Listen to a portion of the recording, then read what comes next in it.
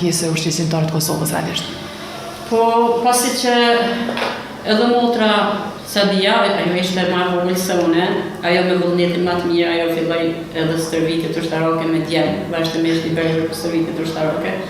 Edhe tani ishim dy motra dhe kishim kurajë ndaj njëra tjetrës, kështu që nisëm këtë rrugë të vështirë, mirë po për asnjë qast nuk kemi ndi të pafuqishme.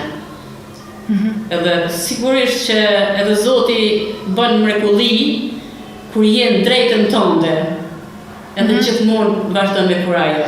Sepse s'ko bënim asgjë të pamun, diçka që s'ishte, domethënë realiteti që na ishte lodhur shpirti, më thonë të drejtën, gjithmonë tortura, gjithmonë vrasje, gjithmonë ndjekje, largimi i inteligjencës shqiptare nga puna, mbyllja universiteteve, se i takoj edhe gjeneratës së studentëve në shtëpi të shkolla.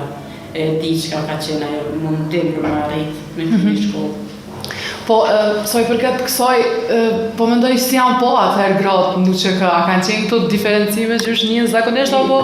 Jo, ka qenë kënaqësi, edhe interesant të gjithë në kanë pranuar shumë mirë.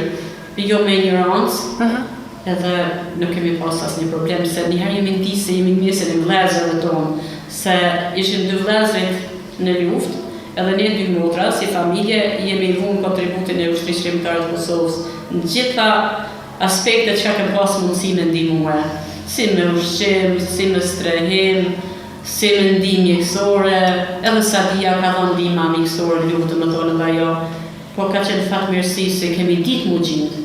Po, zonja Sadia, po në këto i keni ende do pajisje që nga koha e luftës gërshërish, apo jo? Rrugë, diçka e kam një kutit ndihmës së parë,